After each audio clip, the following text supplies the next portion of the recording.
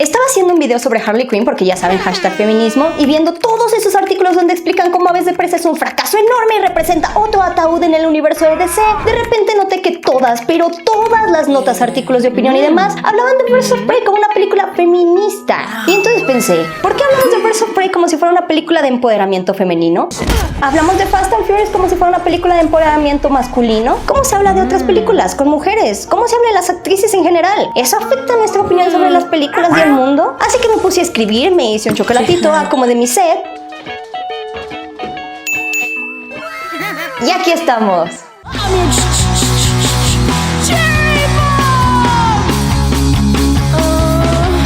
En general, nosotros hablamos muchísimo de la representación de las mujeres en el cine, las series y la cultura pop. De lo que no hablamos es sobre cómo hablamos de las mujeres, las actrices o las creadoras de contenido. Y eso, a mi parecer, es igual de importante porque los medios de comunicación y la forma en la que transmiten sus mensajes sí moldean las opiniones y las percepciones que nosotros tenemos de diferentes situaciones. Cada que hay una película de puras mujeres como Birds of Prey, la prensa la maneja como, oh, miren, una película de empoderamiento femenino. Oh, por Dios, las mujeres están en todos lados.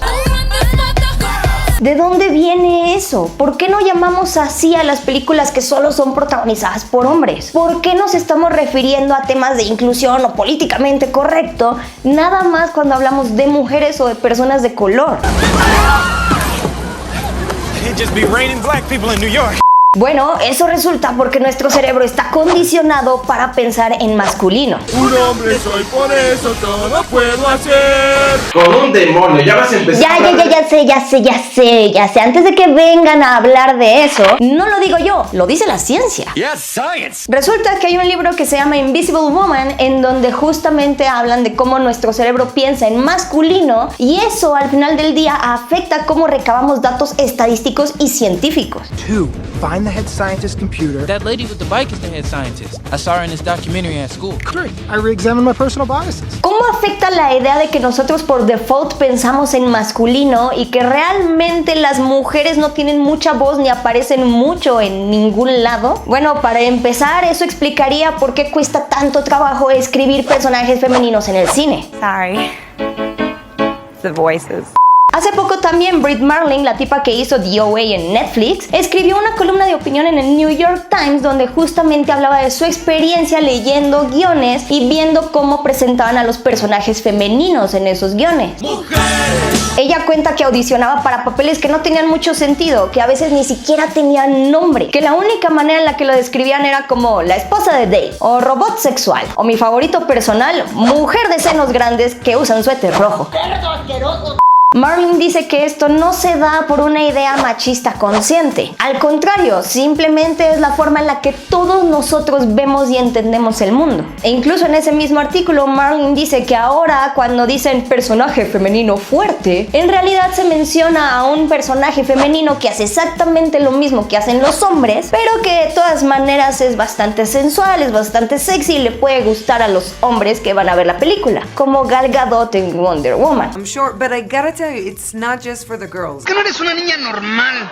Creo que todo lo que dicen estas autoras es súper interesante porque sí explica por qué nos parece tan raro ver una película de puras superheroínas o por qué a fuerza en las películas ochenteras tenían que poner a personajes femeninos fuertes como Ripley o Leia en ropa interior. Y también explica por qué en películas como Spider-Verse, que son exageradamente buenas, I love this burger, so delicious. casi no se habla de la fuerza o la importancia de las protagonistas. De hecho, son fácilmente ignoradas y en general hablar de ellas queda como en segundo plano. A menos hasta que llega tu amigo ñoño diciendo que no es machista, pero sí es machista, citando a Spider-Verse como un caso de representación bien hecha, nada más para quejarse de una película protagonizada por mujeres que no le gustó. Entonces, como se piensa en masculino y toda la representación femenina es algo extraño, político o de nicho, también se va a pensar en masculino la forma en la que se habla de las actrices y las artistas. Y por supuesto van a ser juzgadas con estándares masculinos, los cuales no suelen ser muy justos. No te burles, es una vergüenza. Cuando aparece una nueva actriz se habla de su talento, de lo bien que se ve, de cómo luce, pero realmente su vida tiene un periodo de tiempo muy corto. Las jóvenes actrices siempre van a tener prioridad, especialmente si son pequeños prodigios. Es leviosa. no leviosa. Pero en general tienen hasta los 30 para aparentar ser sexys y libres ante las cámaras. Porque una vez que se van acercando a esa edad, ¡pam!, solo se convierten en mamás. Oh, Chinichi, a mí también me ofende eso. ¿No me creen? ¿Se han preguntado dónde están Jennifer Lawrence, Mila Kunis y Emma Watson ahora? There was glass shattered everywhere. I was with my 2 kids, with my father. Oh, it's so bright, you guys. Todas con papeles de mamá, a pesar de que Mila Kunis tiene 36 años y las otras dos tienen 29. ¿Qué espera mi canal? En 2 años voy a terminar haciendo tutoriales de cómo cambiar pañales. O miren nomás cómo se expresaban de Susan Sarandon en 1995. Mientras Sarandon se acerca a los 50, ella tiene que encontrar una manera de hacer a la sexualidad menopáusica glamorosa a los ojos de la audiencia. Oh, pero así hablaban de Paul Newman ese mismo año. Paul Newman ya no quiere ser visto como un sex symbol. A la edad de 69 ahora piensa que ser el juguete de las chicas de otra generación es poco digno. Paul Newman nunca fue tan guapo. Le digo, no me caen los viejos rabos verdes. Los hombres pueden escoger cómo se representa su sexualidad en los medios de comunicación. Ellos pueden aparentar lo que sea. Pueden seguir queriendo ser los grandes Casanovas a la edad de 80 años y la gente se los va a comprar. Who tells men when it's their last day?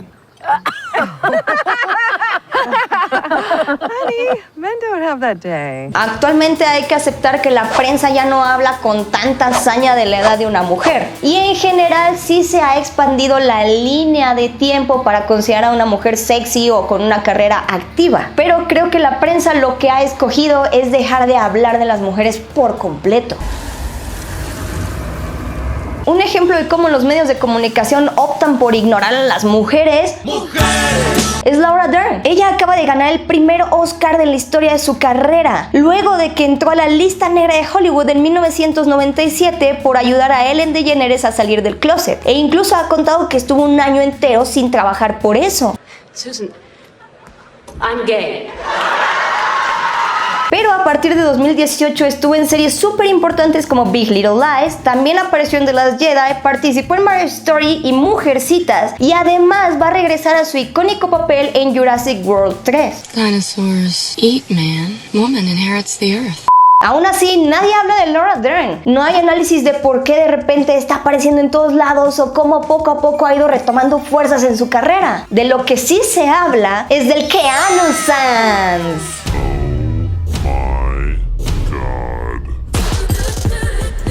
No es que yo tenga nada en contra de Keanu bebé, al contrario, lo amo mucho. Te amo, Keanu Reeves. Pero Keanu tiene más o menos la edad de Laura Dern. Tuvieron un bache parecido y sus carreras están retomando fuerza más o menos al mismo tiempo. I thought I was the only one. You're like me. I don't want to be. Lo mismo pasa con las artistas que tienen algún problema de conducta, de estrés o algún problema mental. Vean el caso de Britney Spears. It's Britney. A estas fechas todavía no la perdonamos y cada que se habla de ella le recordamos de las veces que se quedó pelona y se volvió loca. Leave Britney alone, please. O vean cómo los medios de comunicación trataban el caso de Maria Schneider y Bernardo Bertolucci con El último tango en París. Años después, la actriz dijo que se había sentido muy incómoda porque originalmente le habían dicho que iba a filmar una escena muy fuerte y al final Marlon Brando y el director decidieron agregar detalles bastante feos para darle realismo a la escena, sin el consentimiento de Maria Schneider. Pero eso no nos lo dicen los medios de comunicación. Los medios de comunicación nada más te dicen, pues ella dice esto, que por cierto es una drogadicta y está mal de la cabeza, así que tal vez no recuerda bien las cosas, contra la palabra de Bertolucci. Y por ejemplo, así es como recuerdan los medios de comunicación a Bernardo Bertolucci ahora que murió. Muere el maestro del cine italiano. 5 obras para recordar a Bertolucci. Las 7 películas imprescindibles de Bernardo Bertolucci. ¿Eso está mal?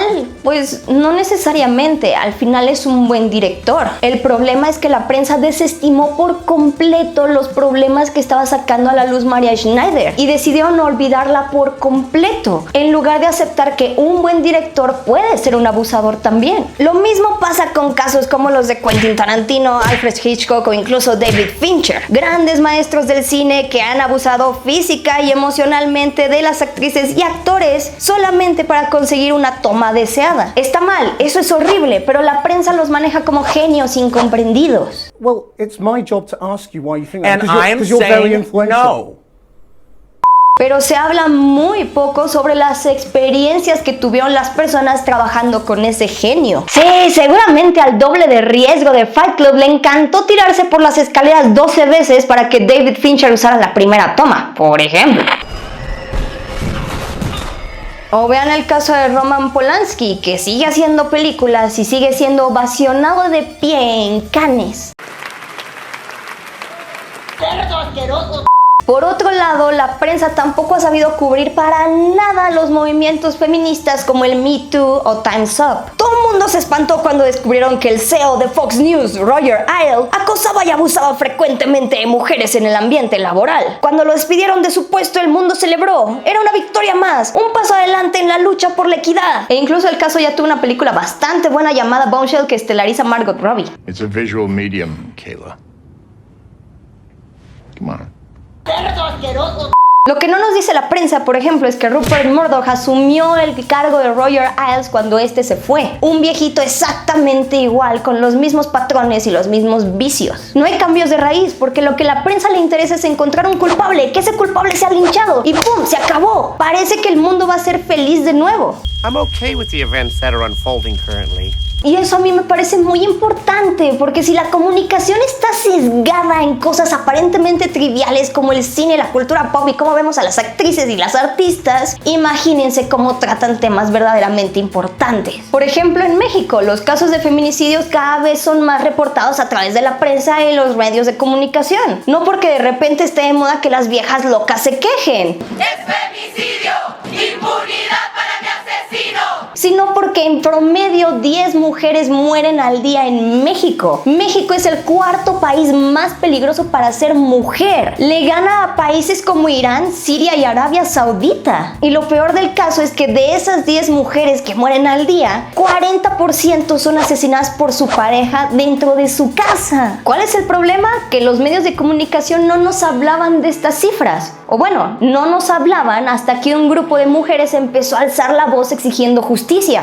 Y la culpa no era mía, ni dónde estaba, ni cómo vestía. El violador eras tú. Pero lo que hacen los medios de comunicación es hablar de estas mujeres como feministas rayan cosas, feministas rompen vidrios, feministas queman papeles. Le pido a las 12 segundos después. feministas, con todo respeto, que Mucho tiempo más tarde. no nos pinten las puertas, las paredes. Esos títulos lo que hacen es desviar la atención de lo importante. Hay un problema muy serio en México sobre la violencia que se está generando hacia las mujeres y estamos encontrando relaciones de género importantes en esas violencias. Pero eso implicaría aceptar que existen esos problemas y es justamente lo que no quieren hacer. Jefa, un mensaje a las mujeres que marchan el día de hoy en la Ciudad de México. Es más fácil hablar de feministas como si fuera un grupo nuevo dedicado a vandalizar cosas, porque así hay un enemigo diferenciable, hay un agente ajeno que de repente está empezando a hacer todo eso. El problema no es el sistema, el problema no es la seguridad, el problema no es el gobierno, el problema son las feministas. Por eso luego hay muchas chavas que nada más dicen como, o sea, yo no soy feminista, güey, lo que a mí me importa es la equidad para que todos seamos iguales y tengamos oportunidades iguales, y sabes, ¿no? Ah, sí, pues adivina qué, Karen, eso es el feminismo, tú eres feminista y ¿sabes qué? También hay hombres feministas. Y obviamente también existen las miles de personas que dicen es que esas no son formas de protestar. ¿Por qué no se van por las vías legales? ¿Quieren saber por qué no se van por las vías legales? Porque esto es lo que piensan los representantes máximos del país que dictan cómo se hacen las leyes. No quiero que el tema sea nada más lo del feminicidio. Ya está muy claro, se ha manipulado mucho. Pero no hay una propuesta integral para la igualdad. ¿Qué responde a esto que le dijeron de manera muy puntual, candidato? Entonces yo quiero desde aquí, desde el mundo maya, desearle a la selección la mejor de las suertes. Esto sin contar las miles de veces que la prensa nos dice cómo iba vestida la víctima, si había salido de noche, si estaba alcoholizada, si se había conocido a alguien extraño, si se había subido a su coche. Todo con palabras que nos invitan a juzgarla, como insinuando que de cierta manera se lo merecía porque se expuso, cuando no, nadie merece ser asesinado. Es que creo que ya usted ya habló suficiente del tema, pues vamos a cambiar. Por favor. La comunicación es muy importante. La forma en la que a nosotros nos dicen las cosas sí influye en lo que terminamos opinando y pensando al respecto. Falta mucho para mejorar la representación de la mujer, y no nada más en el cine, las series o las historias, también allá afuera, en el mundo. Y también nos falta tener más sentido crítico, investigar más, pensar más, preguntarse más, ver más allá de lo que dicen los títulos de la prensa. Por un momento, lo que nosotros necesitamos es escuchar el silencio, porque en la prensa, los medios, lo que quieren hacer es que la representación de la mujer sea eso: silencio.